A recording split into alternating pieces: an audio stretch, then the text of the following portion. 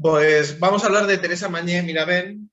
Creo que es importante, antes de hablar del viaje, que también vamos a hablar de ello, explicar quién era. Y lo que he pensado hacer es un viaje por su vida, explicar un poco su biografía, para luego nos centraremos en el viaje de Jerez cuando pasemos por esa etapa vital para acabar en sus últimos días, ¿no? O sea, lo que presento aquí hoy simplemente es un retazo de lo que fue su biografía más política. Entendiendo una biografía política porque nos falta muchísima documentación, ¿no? De hecho, cuando fui este verano a Cádiz a hacer una estancia de investigación para consultar precisamente todo lo que había acaecido en este viaje, nos dimos cuenta hablando con Cristóbal, pero también me di cuenta en Algeciras o me di cuenta en Málaga, me di cuenta en Cádiz, que la documentación que hacía referencia directa al viaje de Teresa Mañé por Jerez y por toda Andalucía es prácticamente inexistente. Sobre todo si tenemos en cuenta la trascendencia que este viaje pudo llegar a tener, ¿no? Sobre todo por la vinculación de Teresa Mañé al proceso de la Mano Negra y de los procesos de Jerez de la Frontera en 1892. A pesar de la falta de documentación y a pesar de la falta de fuentes, se ha intentado hacer una pequeña o breve reconstrucción de sus días y de este viaje concretamente.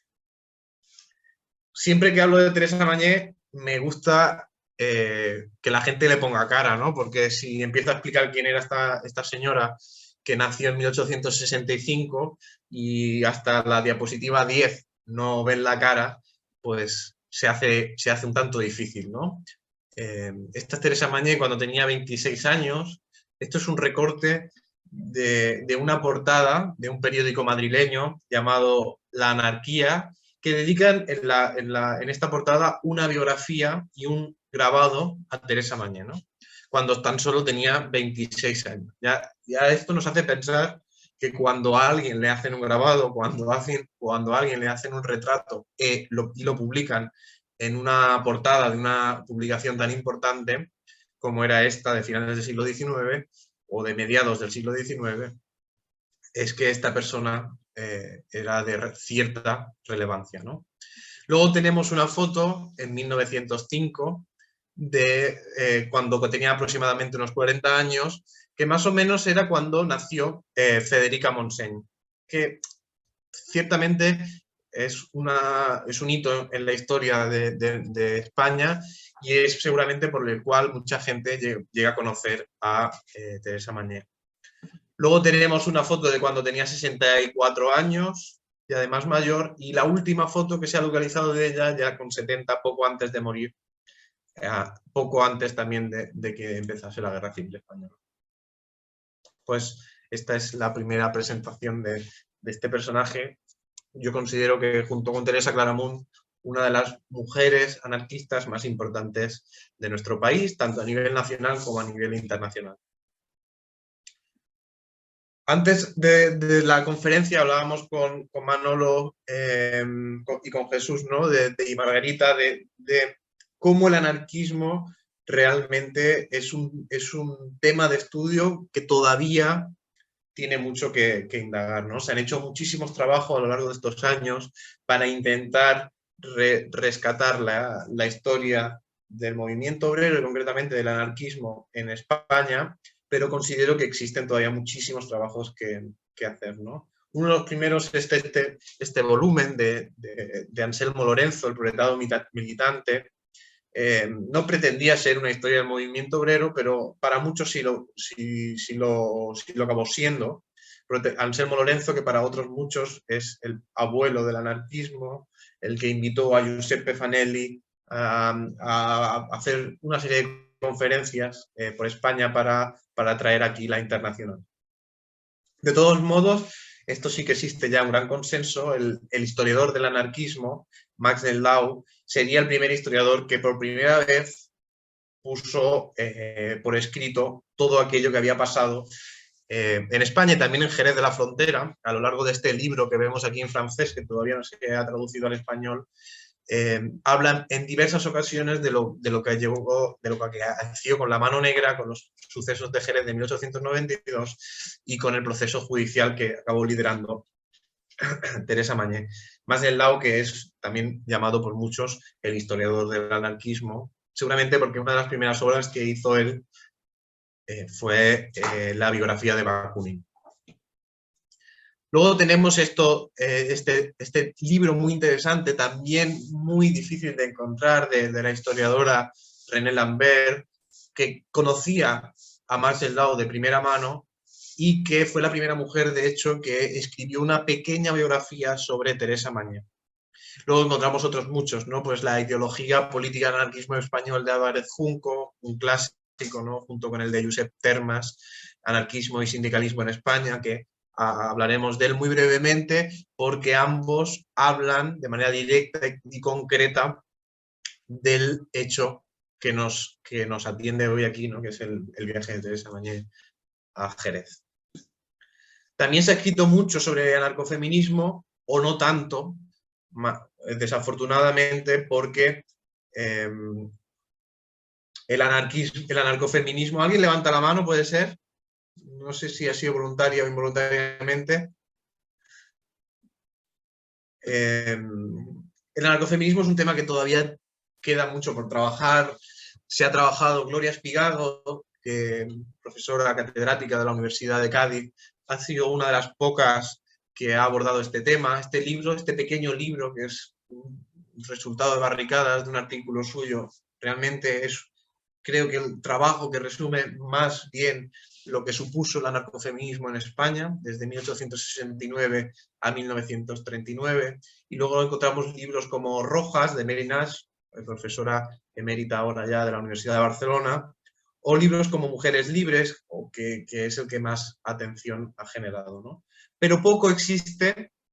Sí que existen algunas biografías, sobre todo de Federica Montseny, por su vinculación directa con el Ministerio de Sanidad y Asuntos Sociales durante la Guerra Civil, dos biografías sobre Teresa Claramunt, o alguna otra sobre Antonia Maimón o Lola Iturbe, y algunas sobre las militantes de Mujeres Libres. Pero sí que es cierto que existe todavía un gran desconocimiento a nivel nacional de esas mujeres que participaron, ¿no? Creo que quedan todavía que hacer monografías sobre, por ejemplo, Belén de Sárraga, que vivió en esta zona, o biografías sobre tantas otras mujeres que han quedado absolutamente olvidadas, ¿no?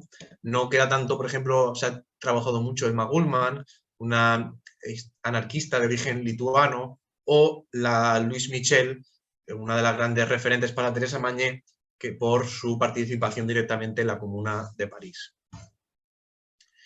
Sobre Teresa Mañé se ha escrito, porque decir que no se ha escrito sería un gran error, ¿no? Se ha escrito principalmente algún artículo muy breve, que no trascienden las 15, 20 páginas. Se ha escrito también algún trabajo más concreto, sobre todo sobre Joan Montseny, Federico Urales, que ahora hemos reeditado recientemente sus memorias junto con Teresa Belló. Se ha escrito en este libro, se hizo la tríada, ¿no? Federica Montseny, Joan Montseny y Teresa Mañé. Concretamente, o sobre todo, en la etapa que Teresa Mañé y Joan vivieron en Reus, ¿no? Hecho por Dolors Marín, que también ha escrito muchísimo sobre anarquismo, y Salvador Palomar. Luego se hizo este libro, Julián Vadillo, que recientemente ha hecho ahora una interesante y imprescindible, creo, historia de la CNT. Hizo un primer estudio sobre Teresa Mañé, pero principalmente lo que hacía era un recopilatorio de sus obras, ¿no? Así como el que hicieron calumnias sobre esta pequeña obra de Teresa Mañé. Luego, algunos estudios, evidentemente, sobre Federica hablan también de Teresa Mañé por la influencia directa que tuvo Teresa sobre su hija, ¿no? En todo caso, cuando yo inicié esta investigación, la verdad es que creo y creía, y estoy convencido cada día más, de que todavía quedan muchísimas cosas que hacer sobre esta mujer, ¿no? Estas son algunas obras que hablan de manera indirecta o directa de la figura de Teresa, ¿no? Pues hablo de las memorias de Federica Montseny, de todos los documentales que se pueden ver en internet, incluso en YouTube, donde Federica habla de su madre, incluso El eco de los pasos de Juan García Oliver, que tantas veces se ha reeditado y que habla en diversas ocasiones en sus memorias de Teresa Mañé, o ahora el reciente libro que hablaba de Federico Lagles, ¿no? Que son 3 tomos que hemos reeditado en único volumen. Teresa Mañé nació en Cubellas en 1865, pero muy pronto se trasladó a vivir a Vilanova la Geltrú, un pequeño municipio que se empezaba a industrializar a unos 50 kilómetros aproximadamente de Barcelona. Una ciudad, como muchas de estas, como pasó con Igualada, que muy pronto también aparece un fuerte sentimiento federalista republicano. De hecho, en Cataluña, el federalismo y el republicanismo principalmente es la génesis de ese futuro libre pensamiento y de ese futuro, bueno, o ya no tan futuro libre pensamiento, pero sobre todo del anarquismo posterior, ¿no? Un momento, evidentemente, donde el anticlericalismo, ese anticlericalismo ferviente de esta segunda mitad del siglo XIX, da pie a este conglomerado de ideas, ¿no? A veces nos preguntamos, ¿cómo puede ser que masones, librepensadores, ácratas, federalistas o federales, republicanos, compartan esos espacios de sociabilidad, esos espacios de debate y diálogo, e incluso espacios físicos, ¿no? Pues seguramente la razón es ese anticlericalismo, ¿no? Teresa Mañé se traslada con su padre y sus hermanas a Vilanova, van a vivir aquí, a esta flechita azul, y mientras que su padre todo apunta a que hizo una pequeña fonda, la fonda al jardí, del jardín, o la fonda de las 3 basonas, de las 3 mellizas, que era porque Teresa Mañé tenía 2 hermanas más, no mellizas ni gemelas, simplemente eran hermanas, y se le puso así popularmente al local. Es interesante porque su padre era un gran seguidor de Pi Margall, del que fuera presidente de la Primera República, para muchos uno también de los teóricos y los pensadores que darían paso a esas ideas revolucionarias, anarquistas, el padre de estas primeras ideas federales, dio paso a estas ideas, y su padre se las secundó. Seguramente por ello Teresa Mañé se acercase tan pronto a estas ideas librepensadoras, ¿no?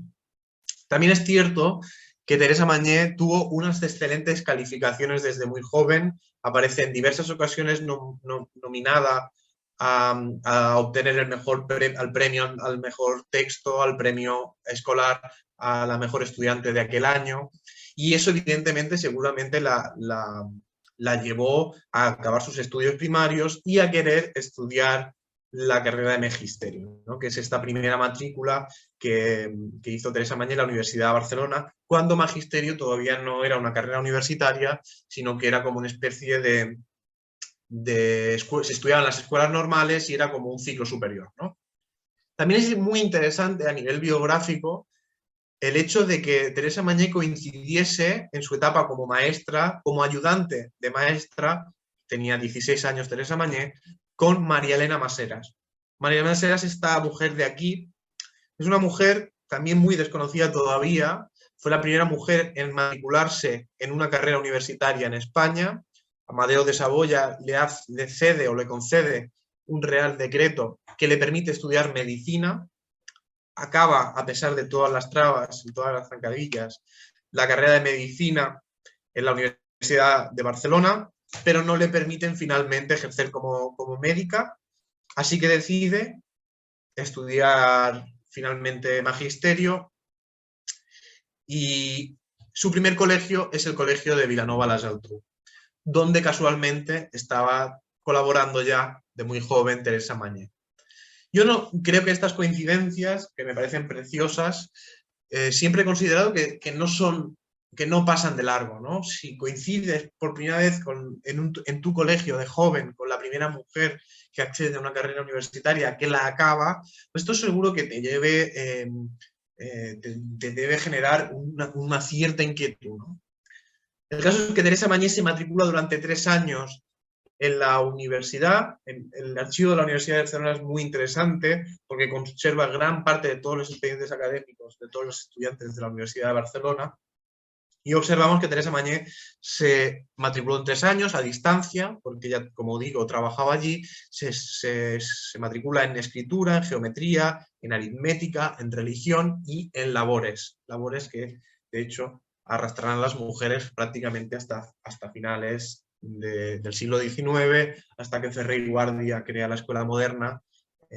Las mujeres tendrán esa asignatura en prácticamente todas las carreras y en todos los estudios que realizaban, ¿no? No hace tanto, el franquismo vuelve a incorporar esa asignatura en sus grados, ¿no? Finalmente, Teresa Mañé no finaliza los estudios de magisterio porque llega a Vilanova la Geltrú Bartolomé Gavarró Borràs. Bartolomé Gavarró Borràs es uno de los otros personajes, bajo mi punto de vista, más interesantes del movimiento librepensador del momento.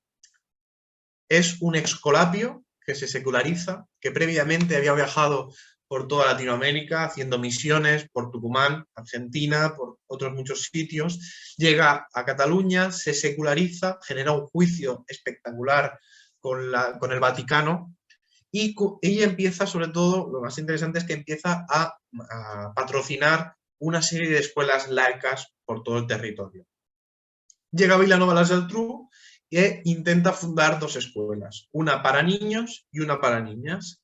La de niños, regentada en este caso por Víctor Ferrer, un librepensador de Vilanova, y la de niñas se la ofrece a Teresa Mañé, que deja la escuela de niñas y pasa a regentar y a dirigir la escuela laica. Esto genera un conflicto absoluto y total en Vilanova la Geltrú. La prensa solo habla de esto, la prensa no solamente de Vilanova, sino que también de Barcelona habla de esto. Se genera una serie de congresos pedagógicos fundamentales. La prensa, de hecho, los sectores más ultracatólicos de Vilanova hacen un diario que se llama La Defensa, en el cual llaman a Teresa Mañé desde la fulanita laica, la fulanita, etcétera, etcétera, o la laica incluso. Es un colegio muy interesante que hacía clases de mañana y de tarde para la gente obrera que salía de trabajar y de mañana para los niños. Un modelo de escuela todavía de carácter privado. Estos son algunos de los ejemplos de las portadas, ¿no?, que se generan en este debate absoluto, ¿no? Se genera La Defensa, que La Defensa es un diario católico gestionado principalmente por el párroco de Vilanova, que decía que el diario de Vilanova la Geltrú, que es un diario que todavía se publica en el término municipal o en el municipio, era demasiado neutro respecto a los acontecimientos de la escuela laica, ¿no? Por ejemplo, aquí está uno de los primeros números, el número 2 concretamente, habla del apóstata Gavarró. Y en contraposición, El Mensajero, que es este que tenemos aquí, era un periódico federal, diario, que pasa semanal, dependiendo del periodo, y se genera una nueva cabecera, que es el Vendaval, que coge esta portada, o esta idea de portada de La Tramuntana, que había dirigido Josep Llunas y Pujals, que es otro de los grandes defensores del anarcocolectivismo en España y en Cataluña. Se gira este periódico para intentar contradecir las ideas que estaban publicando en La Defensa. Es interesante por muchos motivos, principalmente porque una de las directoras, todo apunta que fue Teresa Mañé. En sus primeros artículos se publican en este periódico junto con las dominicales del Libre Pensamiento, un periódico que se publicaba en Madrid, y es aquí donde Teresa Mañé habla por primera vez de que es libre pensadora, y es aquí por primera vez donde Teresa Mañé también dirá poco después que se considera anarquista. En 1891 se casa con Joan Montseny Carret, este hombre de aquí, de Reus, como García Oliver, un anarquista que todavía no era demasiado anarquista hasta que se casa con Teresa Mañé. Aquí las fuentes son interesantes y muchas veces criticables porque, según la historiografía, Teresa Mañé secunda las ideas anarquistas porque conoce a Joan Montseny, ¿no? Y sin embargo nos damos cuenta como Teresa Mañé había hablado que era anarquista muchísimo antes que conocerlo a él, ¿no? Estas ideas y preguntas que muchas veces deberíamos hacernos los historiadores y las historiadoras antes de hacer determinadas afirmaciones, ¿no? Llega Teresa, en todo caso, llega Teresa Mañé a Reus, fundan o heredan una escuela para ambos sexos, para niños y niñas, seguramente una de las primeras escuelas donde se practica la coeducación. De hecho, en la prensa aparecen determinadas denuncias constantes hacia este hecho. ¿Cómo podía ser que niños y niñas fuesen a la escuela juntos, ¿no? Y aquí establecen esta escuela, que es una escuela también muy interesante, heredera del certamen socialista que se había hecho previamente en Reus y que después se había hecho en Barcelona. Los dos certámenes socialistas son considerados por gran parte de la historiografía como el origen del anarquismo antes de la fundación de la Internacional, o a la par, ¿no? Prácticamente. Esta consolidación de las ideas cuando todavía no se tiene demasiado claro qué es una cosa y qué es otra.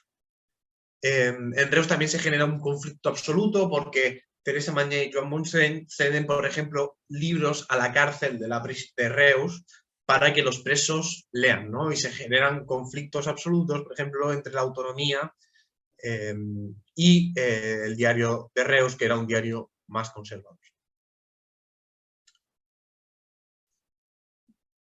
Bueno, este es el ejemplo, por ejemplo, valga la redundancia, de este periódico donde yo saqué este grabado de Teresa Mañé, ¿no?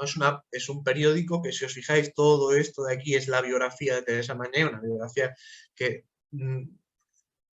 tiene algún horror, pero que la compara, por ejemplo, con Emilia Pardo Bazán, y dice que Teresa Mañé sí que luchaba por cambiar el mundo, y hace servir algo así el periodista como, no como la cursi esa de Emilia Pardo Bazán, ¿no? Salvando las distancias, a mí Emilia Pardo Bazán también me parece una autora muy importante y muy interesante a la par.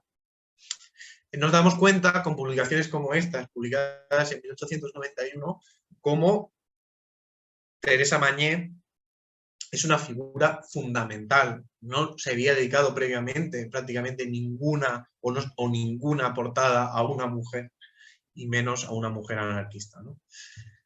El caso es que en este periodo todo parece que va bien, pero se inicia una serie de acontecimientos, una serie de hechos históricos fundamentales, como son la bomba del Liceo, la bomba del Camp Bisnou, ¿no?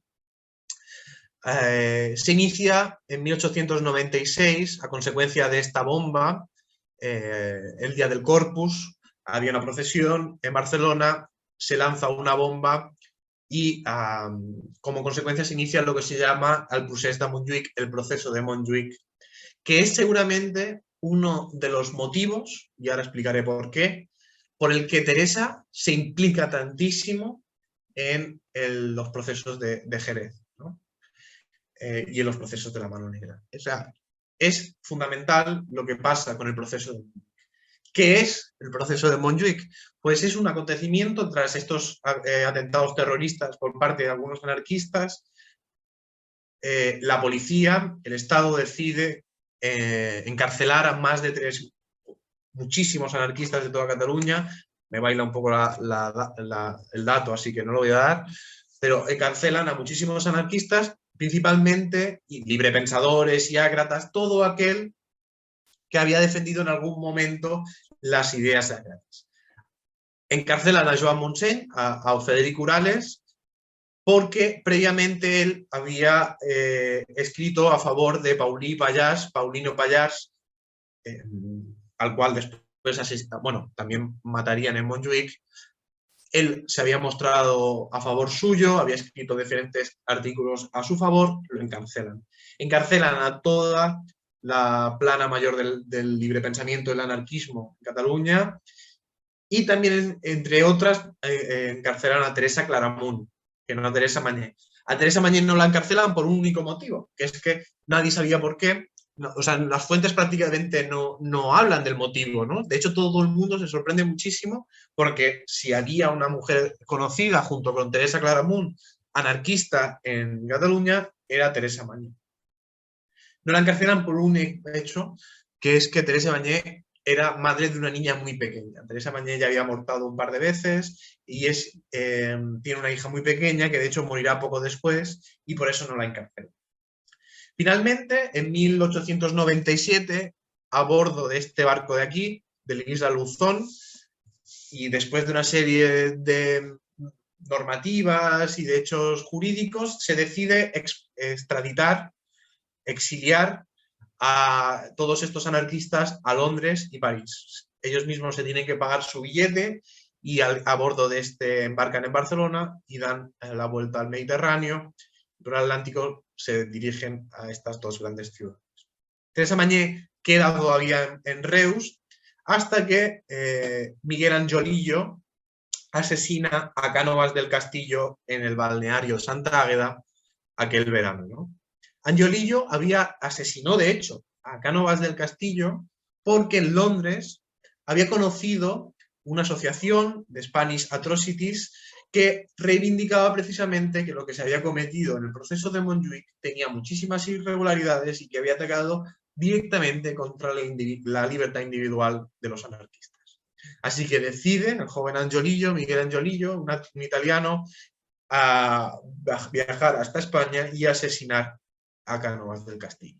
Teresa Mañé, viendo que se iba a desatar otra vez los mismos acontecimientos, decide viajar hasta París y desde París hasta Londres, donde se reúne con su compañero, con Teresa Claramunt, en Londres. Es interesantísima, breve, pero interesantísima, la etapa de Londres.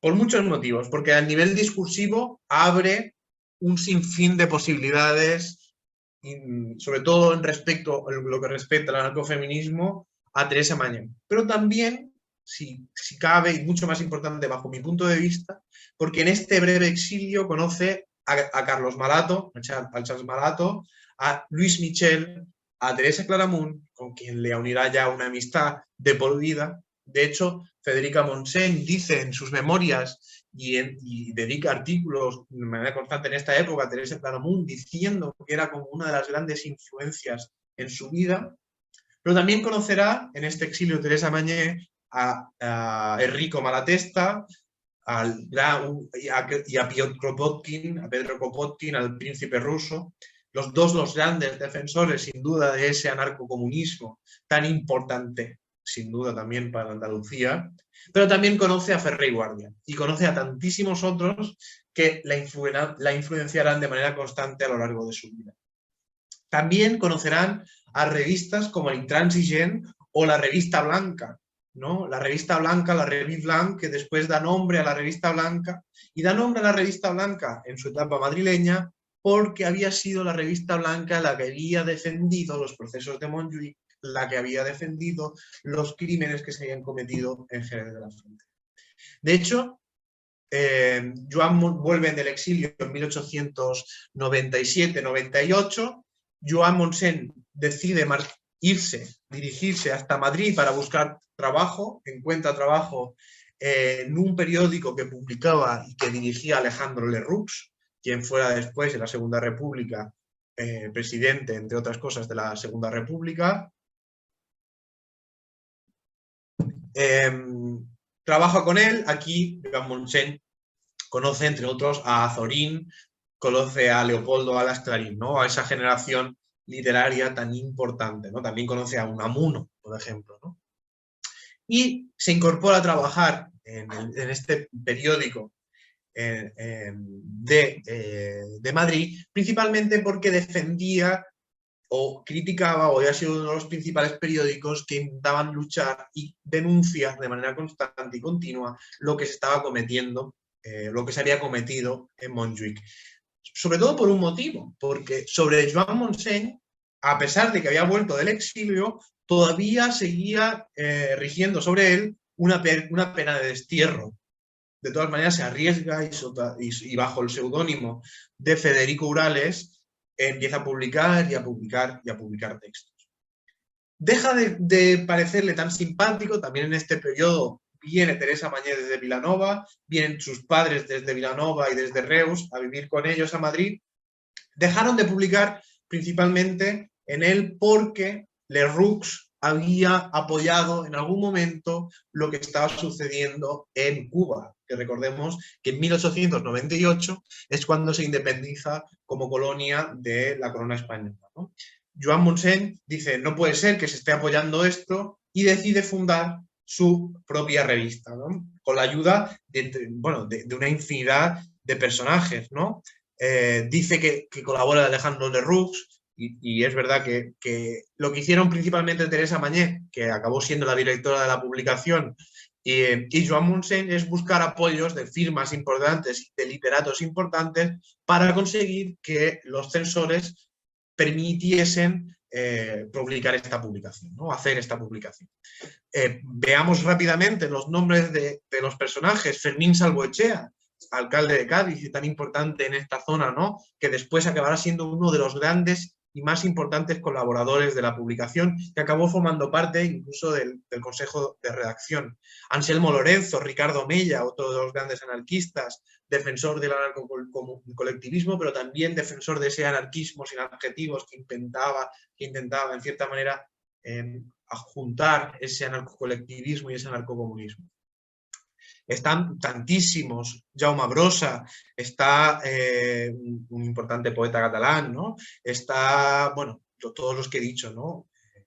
Francisco Ginés de los Ríos, que después fue el gran impulsor de la reforma pedagógica en el Estado español, ¿no? En 1898, en julio de 1898, Teresa Mañé y Joan Montseny publican por primera vez la Revista Blanca.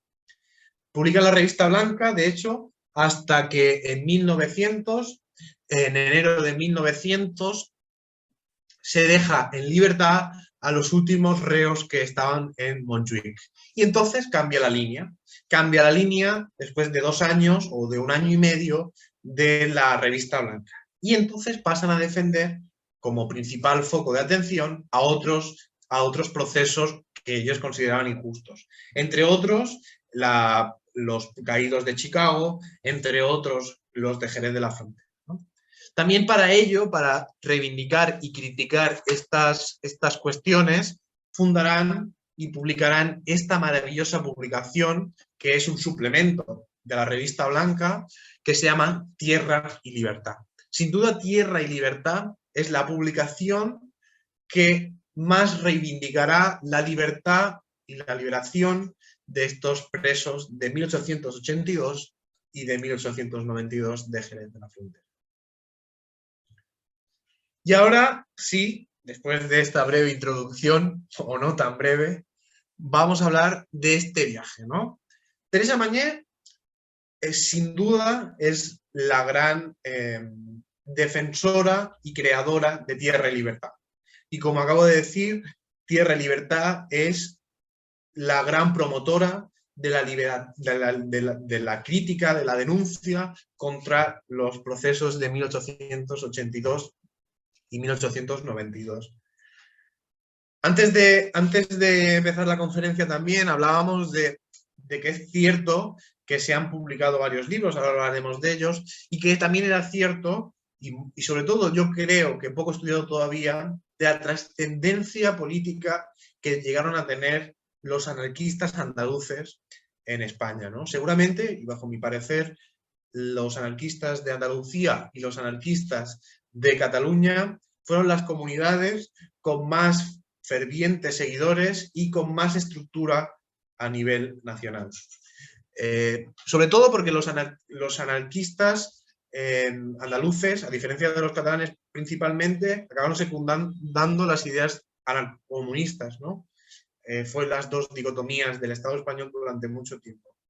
Y Jerez, por ejemplo, analizando un poco la bibliografía y la documentación, observamos que en el primer congreso llevado a cabo, aquí lo tengo apuntado, el 18 de junio de 1870, de la Federación Regional Española, de la IT, acude, por ejemplo, entre otros, Blas Cobeño Barragán, que era un albañil federado a la Sociedad de Albañiles Profesionales, ¿no? Que es de Jerez de la Frontera, ¿no?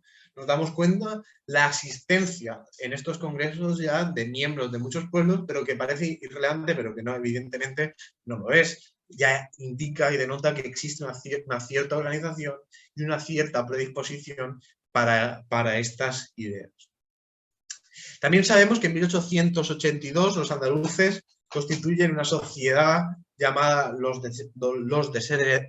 Desheredados, que es una organización revolucionaria, anarquista, que estuvo vigente principalmente en Andalucía hasta 1886.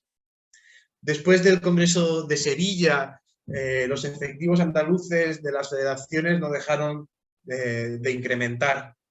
Tanto, por ejemplo, Diego Caro, que ha sido profesor de la Universidad de Cádiz, que ha sido uno de los que ha trabajado estos temas con más profundidad y bajo mi parecer, con más acierto, dice que llegaron a haber hasta 60.000 trabajadores federados, concentrados principalmente en las provincias de Málaga, Cádiz y Sevilla. Evidentemente esto a las autoridades no le generaba ningún entusiasmo, ¿no? También lo que llegó a este proceso de represión entre 1883 o 1882 y 1884, ¿no? También Josep Termas, el historiador Josep Termas, incide y observa que durante este periodo hubo también una serie, además de las observa que estas persecuciones fueron como consecuencia o debido a una serie de escaseces en el campo, de falta de lluvia y de poca producción, por tanto, que provocó que evidentemente los campesinos llegasen a pasar hambre. Esto es un ejemplo, ¿no?, de estos trabajadores de 1882, ¿no?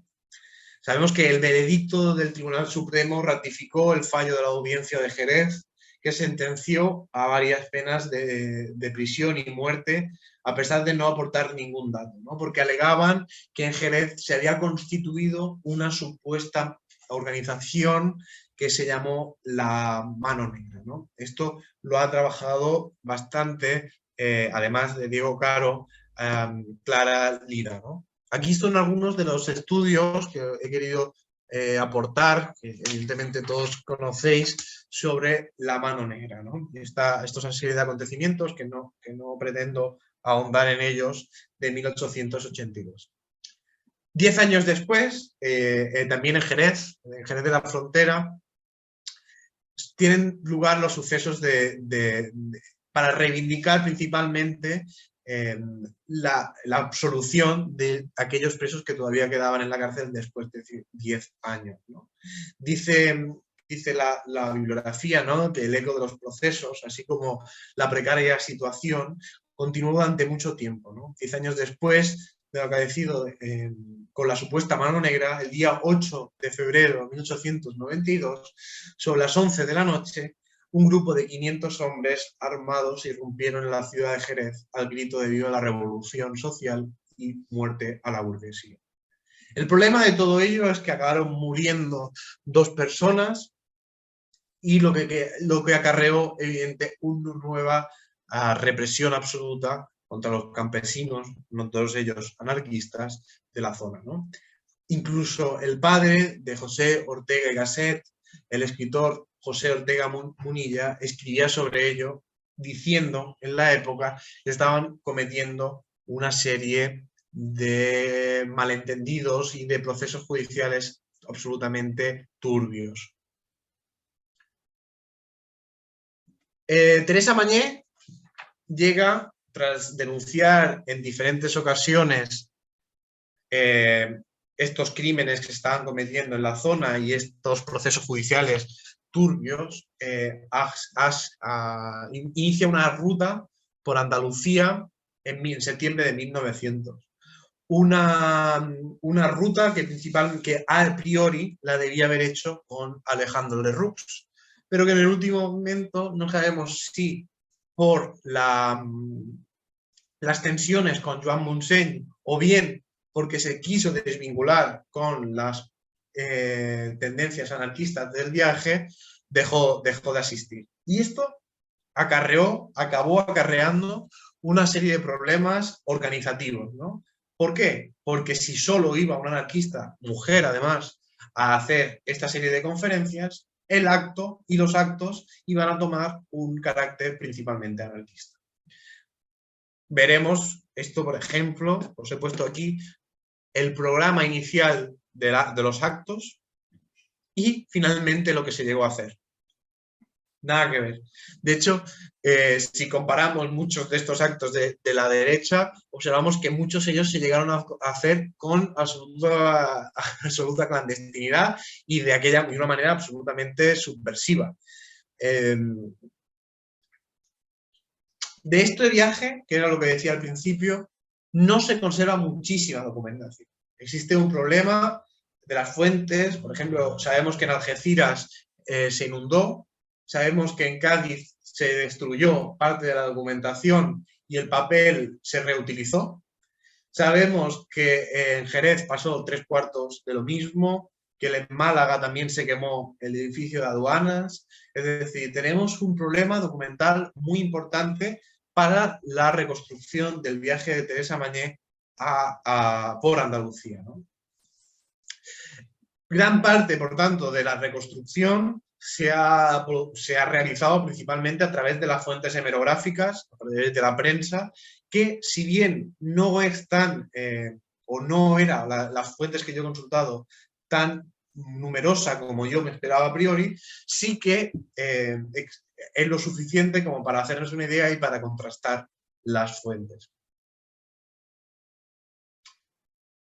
También Teresa Mañé, no hablaremos de ello porque es un viaje mucho más escueto.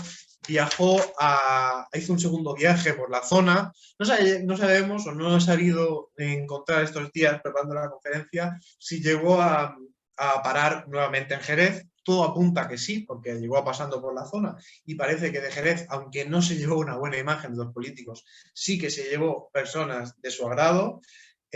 Paró un segundo viaje en abril de 1923, ya mucho más mayor, para participar junto con Teresa Claramunt y otros tantos anarquistas de la zona en el segundo congreso, o en el Congreso Anarquista Nacional organizado por la Federación de Grupos Anarquistas de Andalucía, que tenían como principal objetivo la reconstrucción de federaciones de carácter anarquista.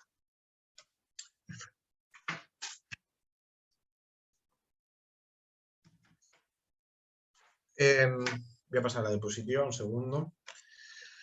Bien, sabemos que en Jerez de la Frontera, previo paso por Sevilla, ¿no? En Sevilla hizo una serie de conferencias en el huerto, de un huerto teatro habilitado en el callejón de Ídem.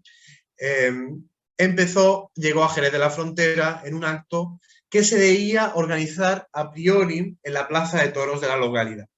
Un acto que había estado organizado por este personaje de aquí, el albañil Francisco Riscal, un personaje que yo no he sabido encontrar ninguna biografía de él, pero no sé si existe, y esto es una pregunta que os hago, si existe alguna biografía de Francisco Riscal, pero que por lo que yo he encontrado a nivel bibliográfico a nivel hemerográfico, debía ser un personaje muy interesante y muy revolucionario.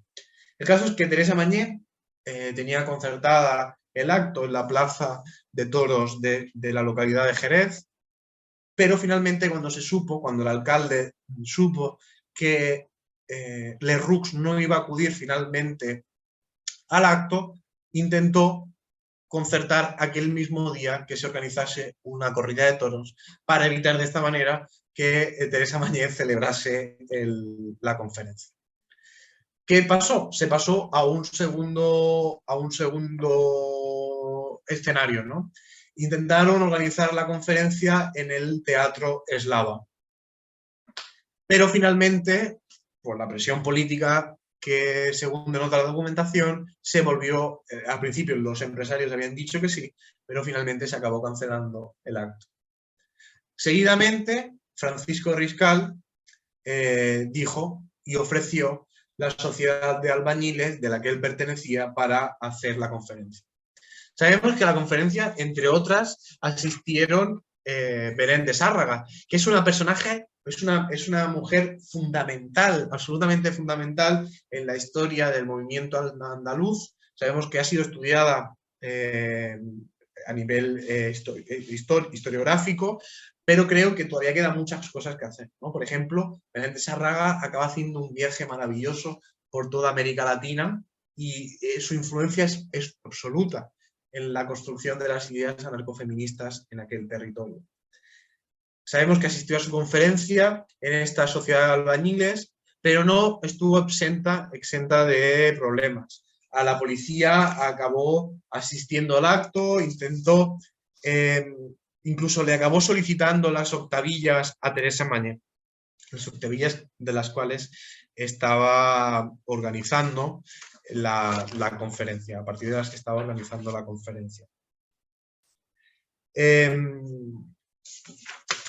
Perdón, la situación, dice Teresa Mañé, la situación se acabó tensando tantísimo, ¿no?, que el alcalde acabó interviniendo y acabó generando una tensión total, ¿no? Por ejemplo, aquí os he puesto un ejemplo de la ráfaga anarquista de los Jornaleros del Campo que habla de todos estos procesos y de la visita de Teresa Mañé por la zona, ¿no?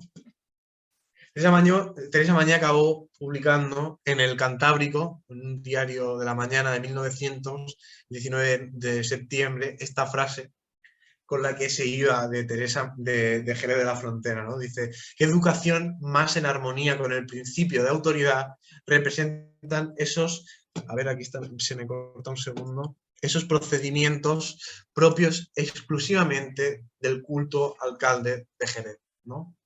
El hecho es que Jerez le acabó generando el inicio de los problemas de la ruta por el resto de Andalucía, ¿no? Seguidamente fue a Cádiz, donde el gobernador civil de la ciudad y de la zona la citó para saber qué iba a hacer en la ciudad, ¿no?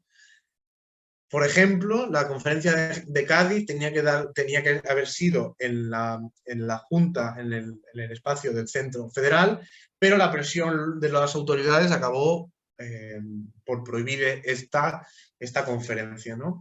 Pasó a la sociedad de obreros horreros, donde se acabó que ofició el local, ¿no?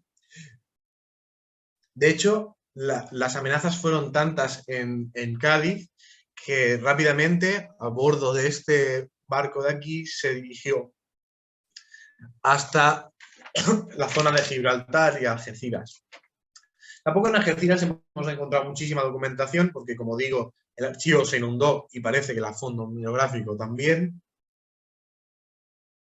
Perdón, pero pronto, desde Algeciras, una serie de anarquistas que la iban acompañando desde Sevilla, desde Jerez, acabó subiendo en el piélago, a bordo del piélago, del vapor, y se dirigió hasta Tánger. En Tánger, Teresa Mañé hizo una serie de conferencias y quiero leeros un breve texto, porque es muy interesante, ¿no? De golpe una mujer que nunca había estado en África, viaja hasta África y esto evidentemente le genera una cierta sensación, ¿no? Y dice: la ciudad mora es altamente hospitalaria, más que muchísimas cristianas.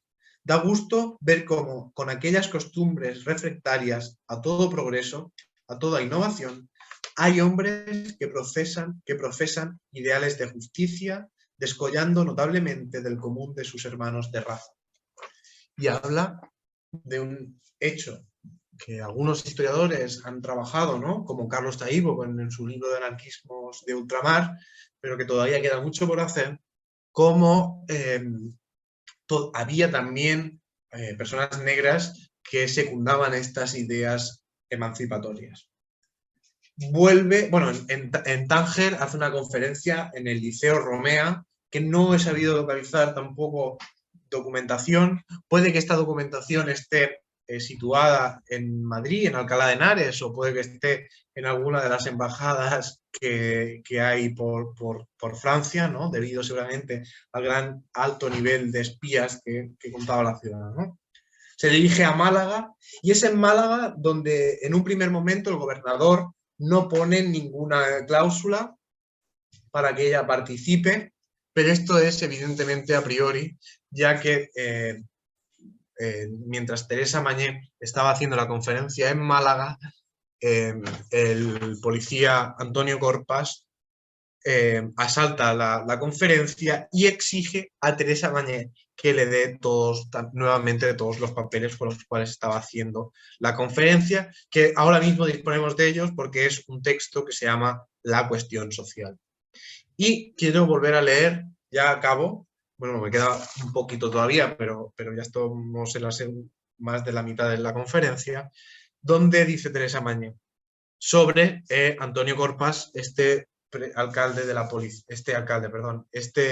jefe de la policía de Málaga. Dice: rabioso porque le dije que antes rompería las cuartillas que entregárselas, empezó a vocear aforadamente hasta el punto de que el público se indignó de su proceder y protestó, produciendo casi un conflicto hacia la intransigencia brutal de este digno representante de la autoridad superior malagueña. Nos damos cuenta no solamente del conflicto, sino sobre todo y principalmente del carácter tan fuerte que tenía Teresa Mañé, ¿no? Que evidentemente no se achantaba para nada hacia la autoridad de este momento y que, a pesar de que el jefe de la policía de la ciudad de Málaga le decía que le tenía que dar las octavillas y los textos que estaba leyendo, ella se negó absolutamente. La acabaron encarcelando en la cárcel y cuando salió rápidamente huyó hacia Madrid, canceló finalmente las conferencias de Antequera y de Granada, porque veía porque finalmente la resolución del encarcelamiento en Málaga debía ser al día siguiente, la dejaron ir a dormir a casa y dijo: antes de que pase cualquier otra cosa, me voy hasta Madrid para evitar problemas. No acaba aquí, evidentemente, la implicación de Teresa Mañé ante los hechos de la mano negra y de los de Jerez de la Frontera en 1892. Teresa Mañé será la mujer que liderará el proceso judicial que acabará sacando de la cárcel a los presos. La demanda interpuesta, según Eladio Romero García, es gracias también a la campaña intensísima que se dio lugar en Tierra y Libertad, en este suplemento de la revista Blanca, ¿no? Por ejemplo, la denuncia, la querella de Teresa Mañé provocó que el gobierno de Francisco Silvela y el ministro de Justicia, Eduardo Dato, decidiesen liberar a Cristóbal Durán, ¿no? La pena pasó de cadena perpetua a destierro a más de 25 kilómetros de Jerez de la Frontera. Durán, que había pasado 18 años en presidio por su supuesta pertenencia a la mano negra, se estableció a partir de entonces en Arcos de la Frontera.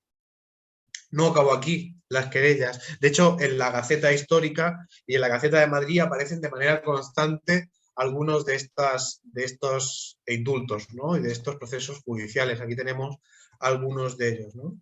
Sabemos que, fruto de la tenacidad y de la denuncia interpuesta, se acabaron liberando a 15 de los 20 hombres que habían sido condenados por formar parte de la organización, ¿no? Dice Lola Iturbe que el ministro Eduardo Dato, por mediación de Tárrega del Mármol, de Francisco Tárrega del Mármol, envió en aquel contexto una carta a Teresa Mañé para que pusiera fin a sus intervenciones por el escándalo internacional. Es decir, nos tenemos que imaginar qué escándalo llegó a haber en aquel periodo para que incluso el ministro escribiese una carta a Teresa Mañé para que dejase de hacer propaganda y dejase de lado ya estas denuncias, ¿no? Acabó consiguiendo lo que ella se había propuesto, que era sacar de la cárcel a estos presos. De hecho, tras la firma del Real Decreto del 9 de marzo de 1903, por parte de Dato, la Gaceta de Madrid, que es esta que tenemos aquí, esta es la de Ourense, pero que recogía la de Madrid previamente, recogía el resultado del proceso penal liderado por Teresa, que había instruido en virtud de instancias, sobre todo los expedientes de indulto, ¿no?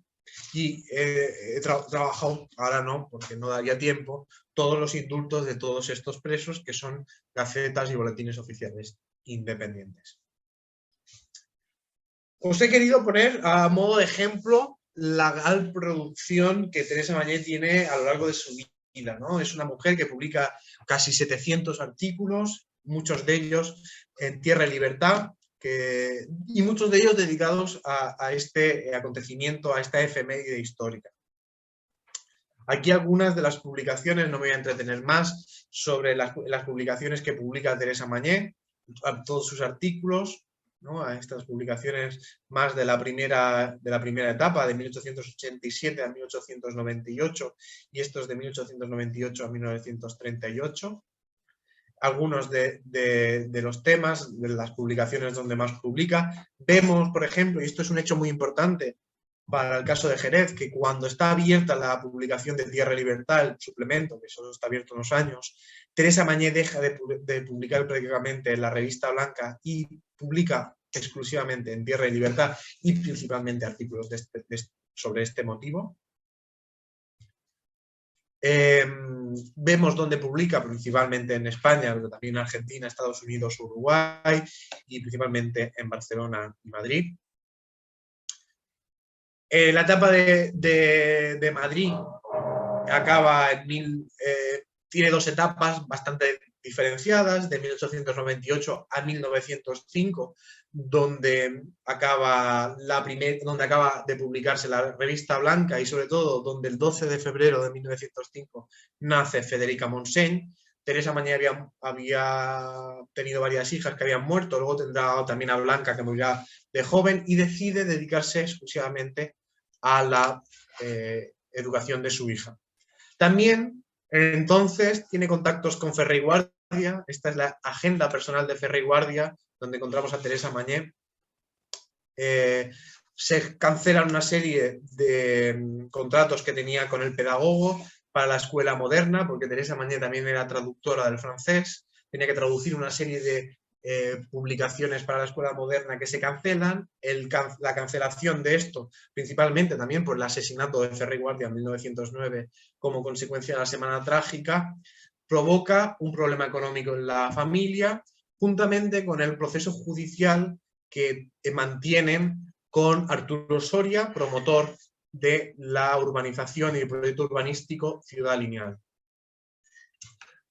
Joan Montseny será nuevamente desterrado de Madrid y deciden finalmente trasladarse a Barcelona, donde vivirán en diferentes casas de Cerdanyola del Vallès y de Barcelona, hasta que se acaban estableciendo en Villa Carmen, esta casita de aquí, que actualmente es una biblioteca.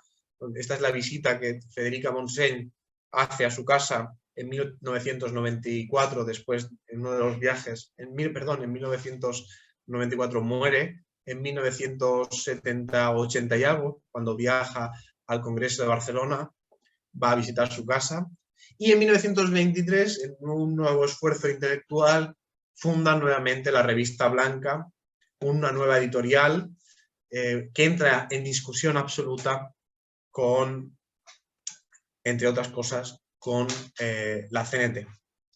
La revista Blanca es muy interesante porque se acabará distribuyendo por toda España. Entre ellos he localizado estos días correspondencia directa con Jerez, con algunos anarquistas de Jerez que solicitaban recibir la revista Blanca, y sobre todo Teresa Mañé conectó, y el proyecto de la revista Blanca, mucho con las clases más obreras, con las clases menos intelectuales, por así decirlo, con estas publicaciones, que es la novela libre y la novela ideal, que eran dos pequeñas novelitas que se publicaban de unas 15-30 páginas, que tenían como objetivo principal la divulgación pedagógica. Finalmente se inicia la Guerra Civil. Bueno, en este periodo previo de la Guerra Civil viene Max-Enelao, que viene a España para reconstruir esta historia de la Primera Internacional. Su documentalista, la historiadora, por así decirlo, que se encargará de recopilar y de recoger toda la documentación, será Teresa Mañé. Ella, entre otras cosas, recibe mucha correspondencia de los anarquistas andaluces, que recibe toda la prensa del periodo y que envían a Ámsterdam al principio de la Guerra Civil para que no se destruya.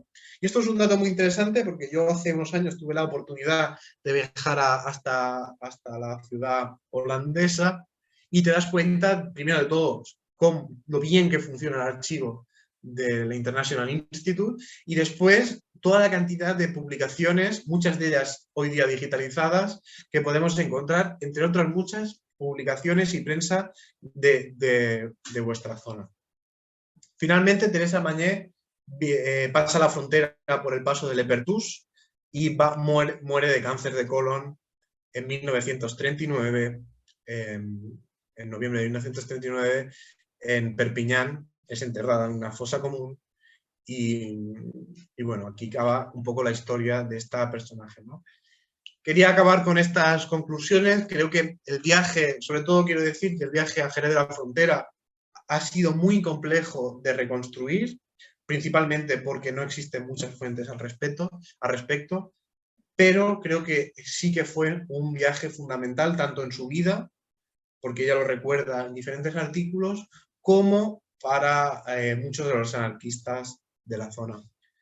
Nada más, ahora espero que haya muchas preguntas y nada, muchas gracias por su atención.